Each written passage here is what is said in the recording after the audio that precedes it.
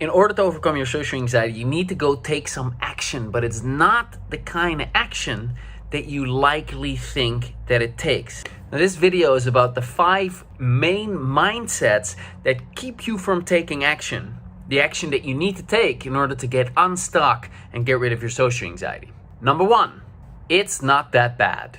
A lot of people suffer from social anxiety for a long time and deal not just with the anxiety, but also with a lot of avoidance, naturally, I'd say, because if you're really anxious in a certain social situation and it's awkward and uncomfortable, then you're more likely not to go into that social situation and instead go to a situation where you feel comfortable, right? We avoid pain and we go towards pleasure. It's just how our brain works. And I'm not saying that's a good thing, but there are things that you can work with that pattern instead with tapping. We'll get to that. Anyway, as a result of this, you make your life smaller. Oh, okay. Well, I feel uncomfortable going to parties. I just won't go to parties anymore. Oh, I feel uncomfortable picking up my kid from school. Oh, I'll get someone else to do that or ask her to come home herself. Oh, I feel uncomfortable going to the gym. I'll just work out at home. I don't feel comfortable ordering something in a store or eating in a restaurant. Oh, I'll just get takeout. And what's happening is your life is getting smaller and smaller and smaller and smaller. And what you have is a shrunk down, safe version of the life that you ultimately don't want. But you justify it to yourself by saying, it's not that bad. Other people have it worse and, it's not that big of a problem. But you always have in the back of your mind that you are not living your potential and that there's all these amazing things that you actually can do if you had the ease and confidence to do so. But, you're just not gonna do it because of mindset number 2. It's impossible to overcome my social anxiety. Now, this is the most problematic mindset because if you believe that you cannot overcome it, then you're not going to take much action. You're not going to get much results. And that just confirms that you indeed cannot overcome it and that you should keep your life really small and not even, take any action towards it. Then in terms of taking action towards it, you might have been conditioned that the only solution to overcoming it is to force yourself to do exposures, and you might have tried that and it didn't work, or it's too scary to do it, or you got to keep up with it and you don't see that you can do that, or whatever. So that might be a reason why you've concluded, well, I can't overcome this.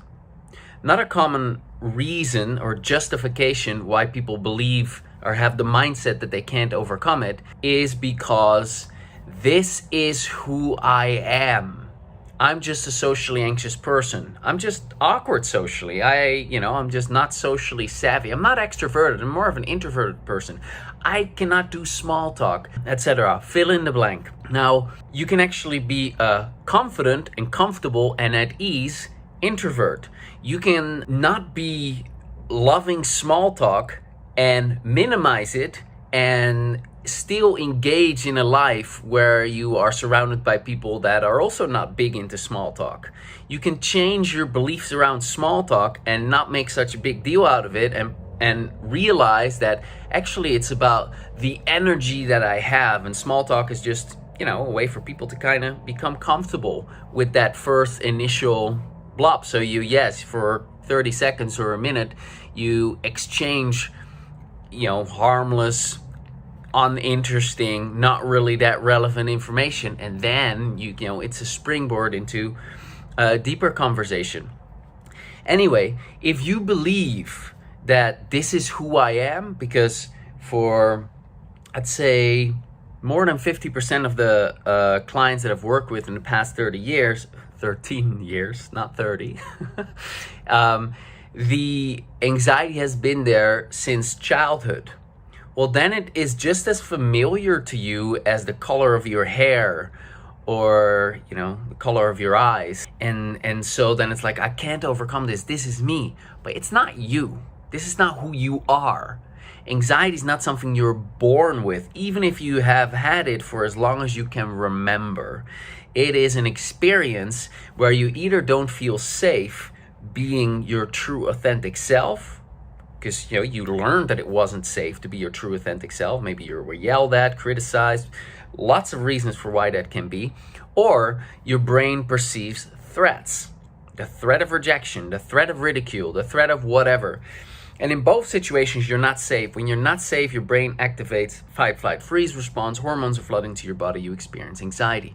But that's not who you are. That's an experience that you're having. And if you've had it over and over and over and over and over, it makes sense that you can start to think, this is who I am. But it's not who you are. It's something that you have, and it's something that you can tackle.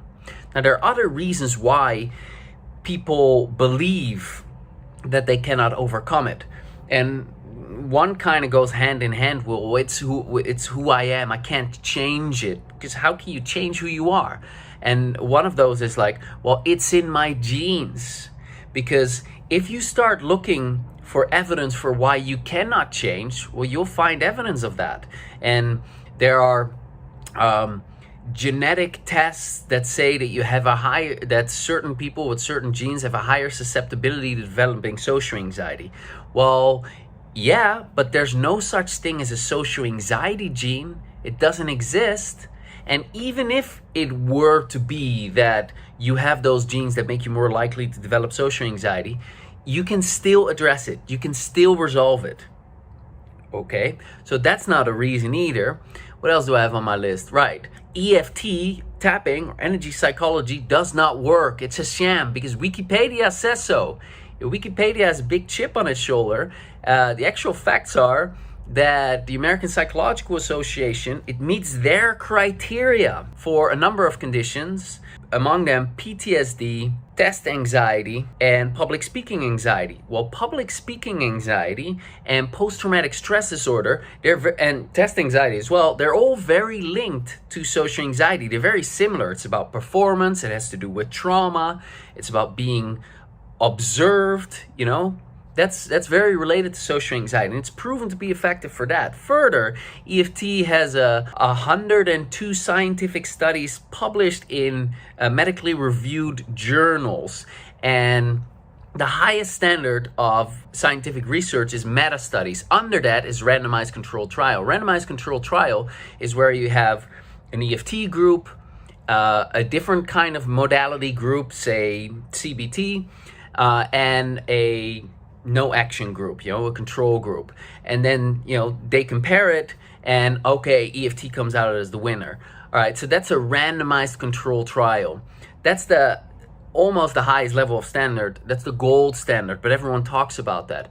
Above that is meta studies, where you go meta, you look at all of the studies that have been done on a particular topic. So all of the studies that have been done for EFT on anxiety, and then you draw a conclusion. You come up, well, is this effective? Is this mildly effective? Is it medium effective? Is it very effective? Tapping is very, very effective for anxiety and PTSD and other things. Meta studies have been done on that. So it is proven to work. Okay, so that's that as well. So even if things haven't worked in the past and you've tried a whole bunch of things, that doesn't mean nothing works for me, because that's a conclusion that you can come to. I've tried affirmations, I've tried NLP, I've tried hypnosis, I've tried this, I've tried that, I've tried X, I've tried Y. There are reasons potentially for why those things didn't work, and you haven't tried everything. There are solutions. There's always a way to make progress from where you're at. And even if EFT is not your thing, I talk about tapping a lot because it's my main tool. There are many other approaches and strategies that you can try out in order to shift and change things around. Do not give up. A lot of people, they have gotten their hope up because they read, okay, you can manage it or you can improve it, and then they try it and it doesn't work. Well, then it becomes very scary to get your hopes up again. Well, you have to kind of work with that and still try things, even if it's scary to get your hopes up. And it's also something you can tap on, by the way. Okay, so you actually can. Every single person that has social anxiety, I'm not talking about compounding issues like severe depression or bipolar. I cannot talk about that because I don't specialize in that. But if you just have social anxiety, disorder, you can make progress from wherever you're at, no matter how long you've had it, no matter how severe it is. I'm not saying it's going to happen overnight. It's very unlikely to, I've not seen it in the past 13 years that someone, shifts and changes just like that. Rather, it's a progressive journey of decreasing the intensity, decreasing the frequency, and decreasing the duration of the social anxiety. But you can make progress from wherever you're at. So you actually can overcome it. Let's look at mindset number 3 that keeps you stuck. It's confronting to do the work. Now, a lot of people develop this belief because of the I have to force myself to face my fears approach, and they've tried this, or it's just too difficult, or just the thought of that scares them. That is one approach that may work for some people some of the time, but there are other approaches that do not involve that. Yes, you do need to face your fears when you're using the tapping, but you're mostly facing your fears from the comfort of your own home. Your worst fears, you're first facing while you're sitting in your comfortable chair. And then you're using the tapping to get rid of that fear. And then when you don't feel it anymore, then you go out and you do the thing that you formerly were afraid of. And I called it a non-scary exposure, or a non-overwhelming exposure. And then it's a lot easier to get a real world evidence that you can actually handle that situation. Now, I'm all about honesty. I'm from the Netherlands. We Dutch people, we like telling the truth, because when you have the truth, you know what you're dealing with. And from that place, you can go, okay, well, can I handle that? So the truth is that it's not all easy, even with tapping, because it's an up and down journey. Sometimes you experience strong emotions. There's disappointments along the journey. Things will come up for you. All of that. It's not easy. However, it's a lot easier than staying stuck. Okay? Because you're, through this work, beginning to mature yourself. Now, I'm not saying you're not mature, but when those old feelings get triggered and those old perspectives get triggered, you're seeing through the eyes of a younger you. And so by doing this work, you're clearing that up. You're growing up those younger selves. So you get to feel your current age. And through healing those wounds, you actually become more resilient. Okay? If you break your leg, I once broke my leg in a soccer game. Really sucks, very painful. But when you break it at the place where it breaks, all of around it grows like extra bone. I have difficulty explaining how it exactly goes, but it's very, very unlikely that you break it again at that particular spot because of a kind of like scar tissue. And it's similar like that with trauma. So you actually become more resilient. So by doing this work and going on the challenging path, which, by the way, is not overwhelming, and you can use the tapping, and it's something that you can absolutely handle, and the vast majority of it is happening in the comfort of your own home. So your fear of change is actually what's keeping you stuck, because this is not going out there and pushing yourself and facing awkward situations and that kind of stuff. So what I'm trying to say is that, yes, it's challenging, but you can do it. Mindset that keeps you socially anxious and stuck. Number 4, I won't do it anyway. When something is very difficult or too difficult, or thinking about it is hard and you have a lot of resistance, then it's unlikely that you're going to take action on that. So overcoming social anxiety is actually something that we have resistance to. However, when something is easy, when something brings you quick relief, and when you know what to do, so it's easy, you know what to do, and it brings you relief, then you're more drawn to do it. So whatever you've tried in the past, don't compare that with tapping. This is a very different approach. So it's simple, you can learn it quickly, and when you apply it, you get relief. And that's addictive. That good feeling of, oh, I feel a little less anxious. Oh, that belief, doesn't feel so true anymore. Oh, that worry about them rejecting me or ridiculing me, it doesn't bother me anymore. Oh my God, this stuff works. That is addictive. And that makes it so that you're compelled and drawn to taking action. Mindset number 5 that keeps you stuck. Social ease is not that great or not worth it or not for me. Often what we do in our minds when we want something but we don't believe that we can have it, and we initially value it a lot, we start to devalue it and minimize it in order to not have to feel the pain of not having it. And so a lot of people do that with social ease. But social ease, what it is it is your natural state of being. Maybe you have a person in your life around whom you feel comfortable. Might be your child, might be an old friend, might be a parent or a sibling. If there is such a person, think about that person. Or maybe you've met someone in your life at some point that you felt comfortable around. Now, social ease is nothing but that. But just in those situations where you now feel anxious, you feel that way instead. So, when you feel safe being yourself and there are no threats to your brain, there's no anxiety that you experience, and you're not filtering everything that comes to mind through this, like, is this okay to say? Oh, I better hold this back. Instead, you're in the moment rather than thinking about being in the social situation. You're actually in it. You're having an experience and you're present, and things that come to mind, you say them. Things that you think are funny, you don't like, oh, what if they're gonna be upset about this and blah blah blah. You don't lose your social savviness, but you feel comfortable saying whatever comes to mind because you trust you can handle whatever comes up. You're okay with whatever happens. It's fine because you can deal with it.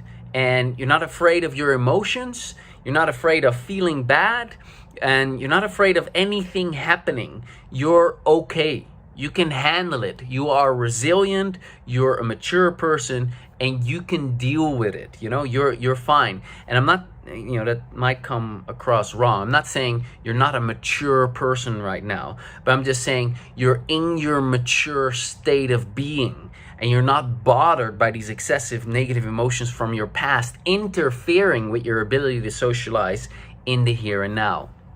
Okay, so these are the 5 reasons that keep people stuck in social anxiety, that keep them from taking action.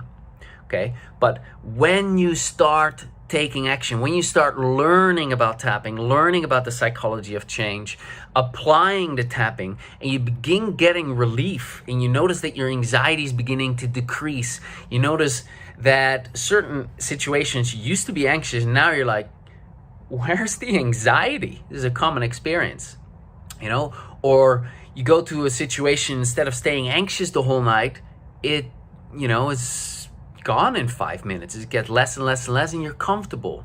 Man, that's amazing. Those kinds of changes are amazing, and they are possible. It does require you to take action and do something different than what you have been doing.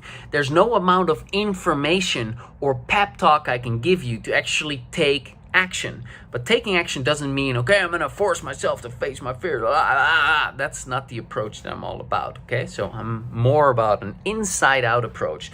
Shift things internally, shift how you perceive things internally, not just changing your thoughts. No, changing your beliefs, your emotionalized thoughts, so that you're no longer perceiving a threat and you actually feel calm and at ease.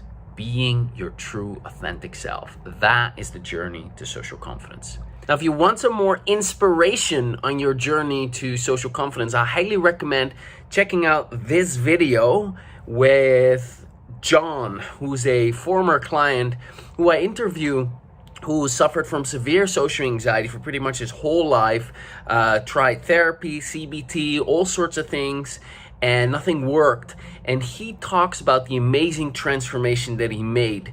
And you'll be able to relate to what was going on in his life, his feelings, and you can see the transformation that he's made. And that can help you go, holy, this is possible for me too. Or at least, what if this is possible for me too? And hope is what will get you to take action. So go check out this video now. Talk to you very soon. Bye for now.